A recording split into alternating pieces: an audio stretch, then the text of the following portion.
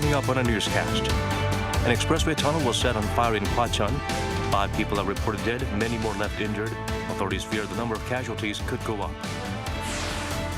President Yoon calls North Korea's recent drone infiltration unacceptable and orders overwhelmingly superior preparations. He also checked the progress of weapons development, including recon interception capabilities. The U.S. calls for all passengers arriving from China, Hong Kong, and Macau to submit a negative COVID test taken no more than 2 days before departure. South Korea also strengthened the monitoring of passengers from China.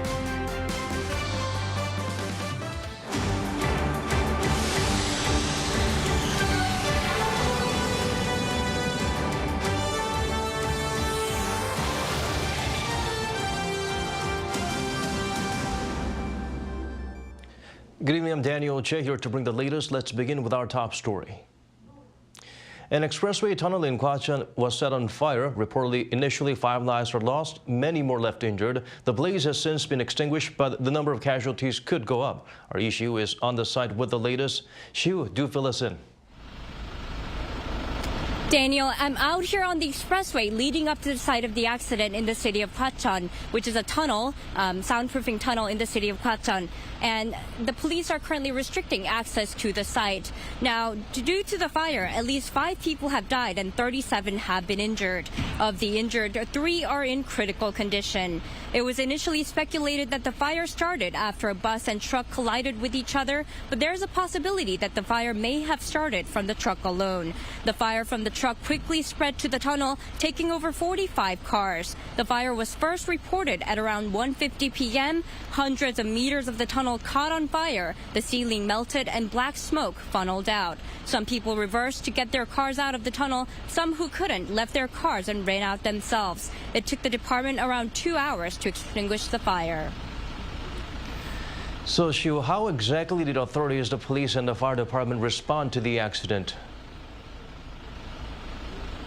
Well, the fire department initiated a level 1 response in just 20 minutes after the first report. This means that they dispatched around 30 to 50 fire trucks from nearby stations to the site to the rescue. Around 10 minutes later, the department raised its level of response to 2, which would usually mean around 30 more fire trucks being dispatched. This time it was more than that, a total of over 90 fire trucks and nearly 220 firefighters. Most of the fire trucks have left the scene by now. Meanwhile, the police and fire departments are investigating the specific cause of the fire and the size of the damage. According to the president's office, the president has ordered related ministries to conduct the inspection of similar tunnels to prevent future disasters. That's all I have for now. Back to you, Daniel. All right, Shia, thank you for being out there for us. We appreciate it. Moving on to other stories now. Following North Korean drones crossing the border, President Yoon visited the Defense Development Agency to review related military systems. The commander-in-chief called the incident completely unacceptable and vowed to act sternly to such provocations. Yoon Jung-min shares with us his remarks.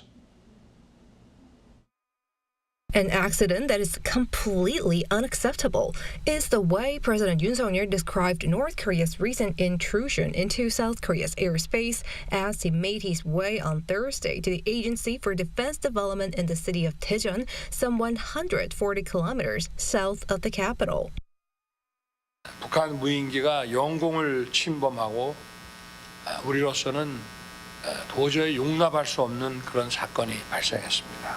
우리는 북한에게 도발에는 반드시 혹독한 대가가 따른다는 사실을 깨닫게 해야 합니다. He took the chance to review and inspect military reconnaissance systems, which are on alert addressing any loopholes in the national defense system in the wake of 5 North Korean drones crossing the border on Monday. The military will beef up its response system in a speedy manner pertaining to any and all flying objects trespassing in South Korean airspace using a new drone unit and stealth unmanned aerial vehicles. Similar discussions were held at a National Security Council meeting the same day, attended by the president. 우리의 자유를 지키기 위한 자위권의 행사는 확실하고 단호하게 해야 합니다. 우리의 자유를 침범하는 행위에 대해서 확고한 응징과 보복만이 우리 자유에 대한 공격과 도발을 억제할 수 있습니다. Taking a hardline approach, the South Korean commander-in-chief urged officials to ensure overwhelmingly superior war preparations in order to secure peace, making critical reference to what he called peace in disguise. He renewed his call for stern action without fear or hesitancy against any state with nuclear weapons that engages in provocations. He also took critical note of a cut in next year's defense budget at the National Assembly for items specifically allocated to counteract North Korea's UAVs. And for the first time in 5 years, the South Korean military held a nationwide defense drill on Thursday, mobilizing planes and helicopters under actual attack scenarios to counter potential drone-based provocations.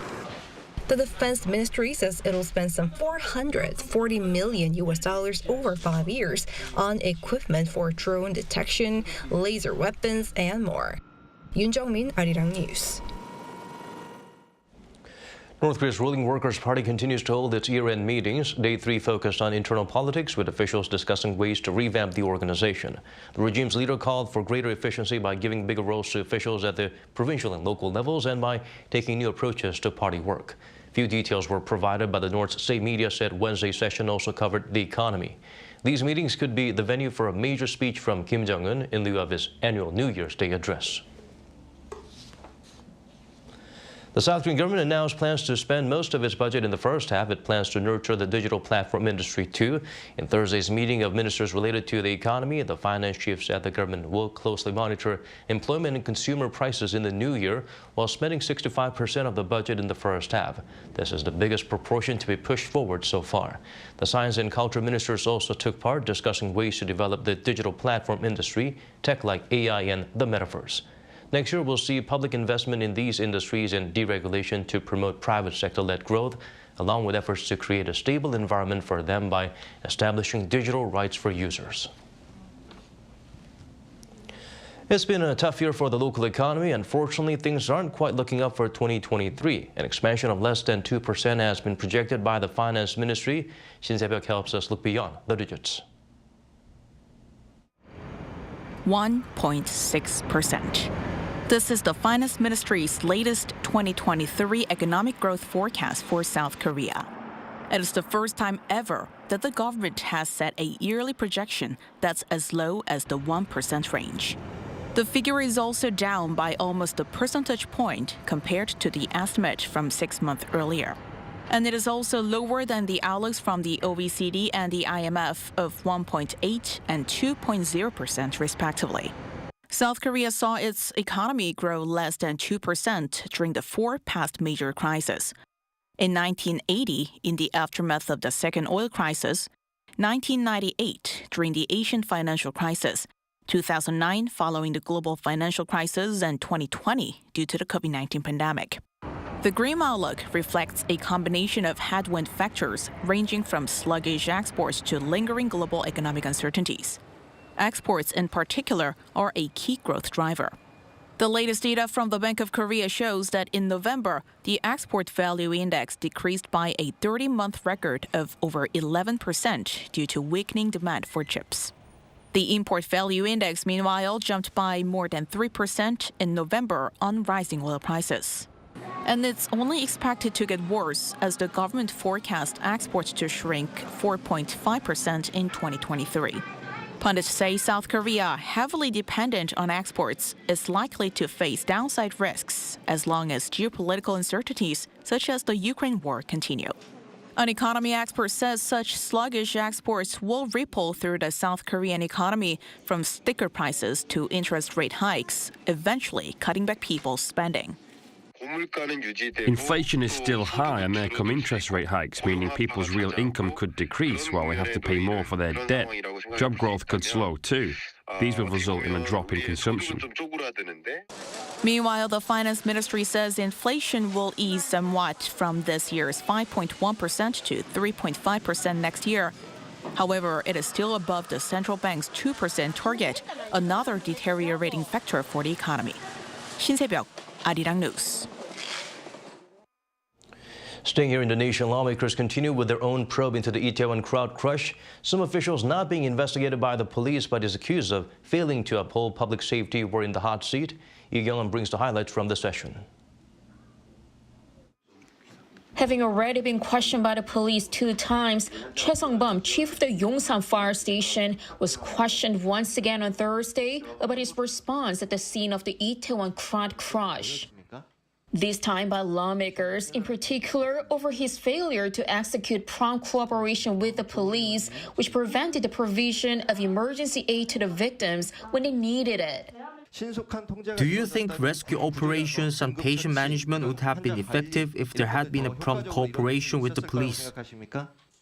It's deeply regrettable, but this incident made clear the importance of close cooperation between related agencies for all types of disasters.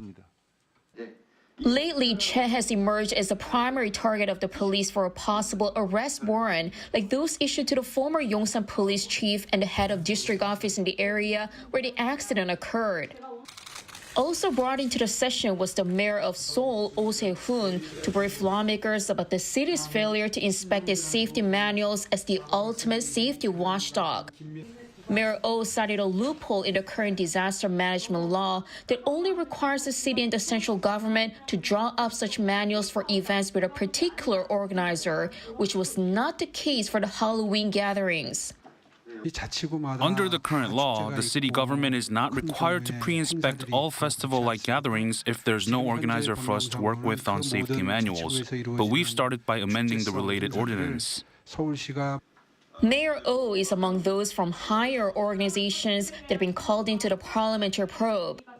The bereaved families in the opposition bloc have been seeking to use this non-legally binding probe as a supplement to the police investigations, which they claim to be focused on officials at lower levels. This wraps up 2 rounds of briefings by organizations subject to the parliamentary probe. Next up are parliamentary hearings on key figures, including Interior Minister Lee Sang-min. The National Assembly is aiming to complete the investigative activities by January 7th. 이경은, Arirang News.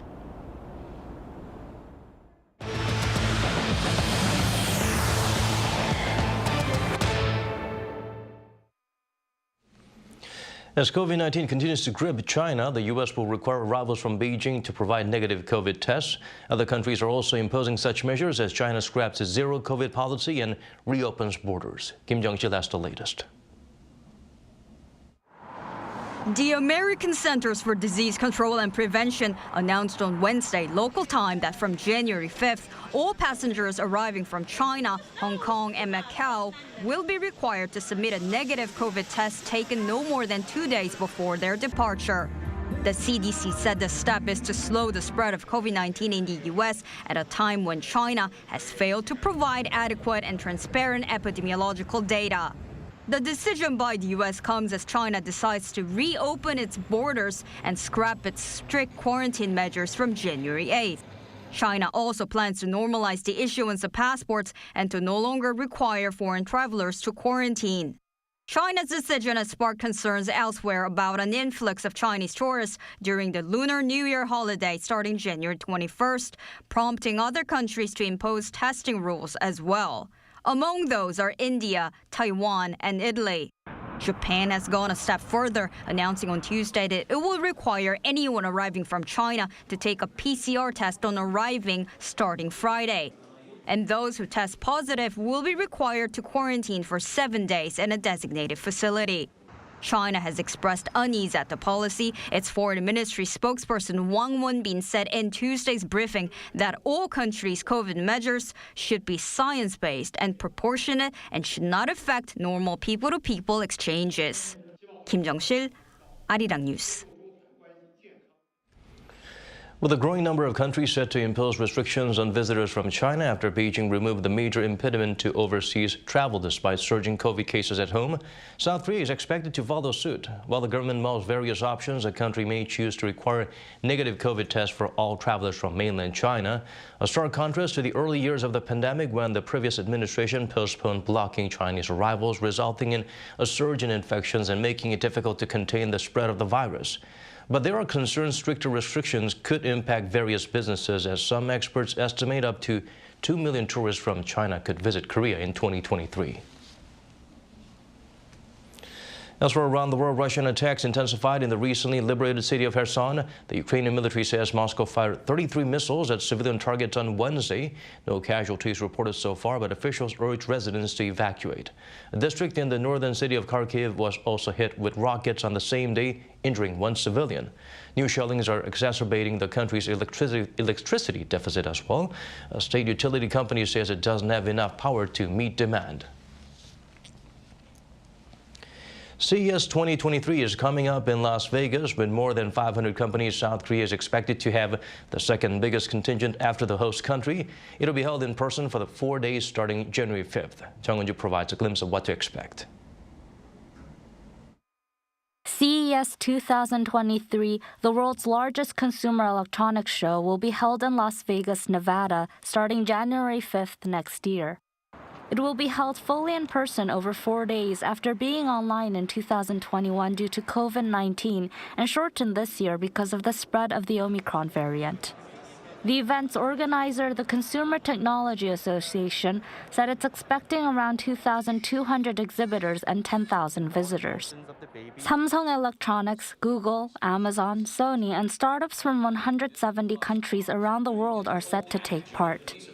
The annual event will showcase technological innovations in sustainability, transportation and mobility, and digital health aimed at helping people in everyday life and tackling certain challenges the world faces like climate change. According to the Korea Information and Communication Technology Industry Association, approximately 550 South Korean companies have signed up to participate in the event, 60% of which are startups. South Korea is the second largest exhibitor after the United States. Samsung Electronics is set to present its vision for sustainable innovation and introduce a new lineup of bespoke Infinite, Samsung's high-end kitchen appliances, and an upgraded version of the SmartThings application. LG Electronics will introduce a new OLED TV in celebration of its 10th anniversary, display LG ThinkUp upgradable home appliances, and introduce its eco-friendly products. SK's 8 affiliates and global partners, including SK Innovation, will unveil around 40 eco-friendly technologies and products. Hyundai Mobis, the auto component making unit of Hyundai Motor Group, will unveil its purpose-built vehicle concept models for the first time. Jung Eun-ju, Arirang News. From Korea's first Harry Styles tour to the return of the Paris Opera Ballet, 2023 is going to be packed with special events to look forward to. Kim Hyun-sung gives us a breakdown. 2023 is going to be a great year for the culture sector. It will take off with the Korean-made musical blockbuster Beethoven, premiering at the Seoul Arts Center. This production is 7 years in the making and packed with a stellar cast, starring musical superstars Park Hyo-shin, Park Eun-tae, Kai, and Gwacheon. In March, Harry Styles is coming to Seoul for the first time on tour. The world-renowned pop star who first made his name as a member of the boy band One Direction will perform at Seoul Olympic Park on March 20th. Another significant visit in March is the return of the Paris Opera Ballet. The full troupe is coming to Korea for the first time in 30 years to perform one of their most famous ballet acts, Giselle, from March 18th to 11th. The Paris Opera Ballet is the oldest and one of the most esteemed ballet companies in the world, and recently named Korean ballerina Park Se-eun as its étoile, or star, as the first Asian dancer to earn that title. March is certainly going to be a busy month because the Phantom of the Opera will also stage its first Korean production in 13 years. Starring musical superstar Cho Seung-woo as the lead, it's going to open in Busan first, from March to June, and then move to Seoul from July to November. Next summer and fall will be busy seasons for classical music. In May, the Luxembourg Philharmonic Orchestra is coming to Korea for the first time ever. It's going to perform with Korean cellist Han Jae-min, who is seen as a cello whiz kid. Just 16 years old, he's already won multiple awards and is the youngest winner of the Grand Prix at the Georgianesco International Competition. The oldest orchestra in Switzerland, the Lucerne Symphony, will also perform next year, where Korea's most famous pianist Im Yoon-chan will be playing the Mozart Piano Concerto No. 20 in the July performance. In the fall, Berlin Philharmonic is going to perform in Korea for the first time in 6 years. They'll have pianist Cho Sung-jin playing Beethoven's Piano Concerto No. 4. So much to look forward to, rolling into the next year. Kim Hyun-sung, Arirang News.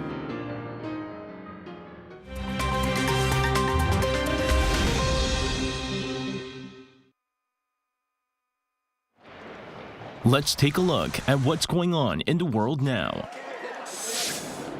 An Iranian women chess player competed in an international tournament in Kazakhstan without a hijab, going against Iran's law governing female dress code. According to Reuters, Iran's Sarah Kadem was seen competing without a headscarf for the second straight day. Ranked 804th in the world, Kadem's participation at the chess tournament without her hijab was also reported by a number of Iranian news outlets. Iran has been swept by demonstrations against the country's clerical leadership this year, with laws enforcing the mandatory hijab being a flashpoint during the protests. A number of Iranian female athletes have been seen taking a stand by refusing to compete while wearing the hijab. According to Britain's National Weather Service on Wednesday, 2022 is on track to be the warmest year on record for the United Kingdom. With just a few days left in the year, the Met Office said all 4 seasons in Britain in 2022 were in the top 10 warmest since records began in 1884. And in the past summer, the country saw its highest recorded temperature. The summer heat exceeding 40 degrees Celsius in July, and a drought was declared in parts of England for the first time since 2018. The National Weather Service also issued its first red warning for extreme temperatures in July for parts of England. Film director James Cameron's Avatar: The Way of Water has surpassed the $1 billion mark at the global box office just 14 days after its release. It reached the milestone 5 days faster than the first Avatar movie. Breaking down the figures, the film generated $317 million in domestic box office sales and $712 million from international markets. However, industry experts say sluggish sales in China could affect the film's final haul. Cameron previously stated that the movie would need to generate $2 billion in box office receipts in order to be considered profitable. And finally, dozens of revelers known as elves and fairy nuts took part in a 200-year-old tradition, hurling flour and eggs in the small Spanish town of Ibi on Wednesday. The festival is part of Holy Innocents' Day, celebrated every December 28th. Participants dressed in military garb and sashes and staged a mock coup using about 10,000 eggs and 600 kilograms of flour. Under a cloud of flour and exploding fireworks, the participants take over Ibi's local government and establish outlandish laws, such as fines for walking on the sidewalk. All proceeds from the fines go to charity. Lee Seung-jae, Arirang News.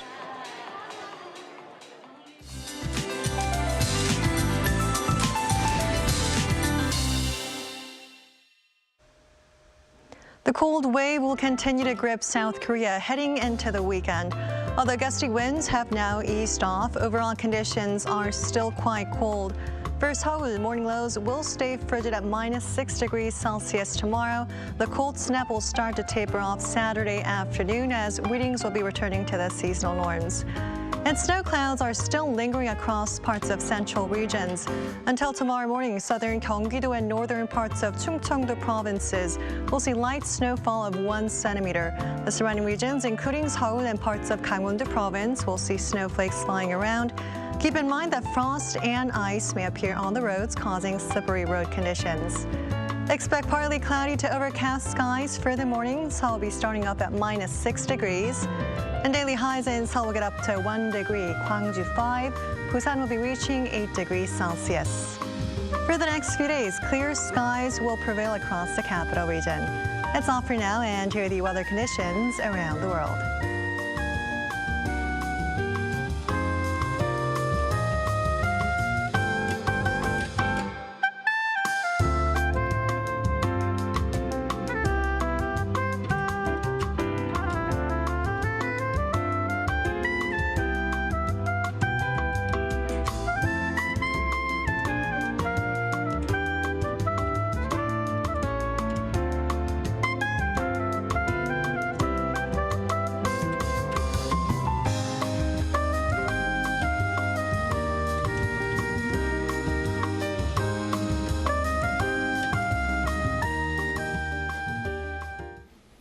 And that's all from us. As always, thank you for watching.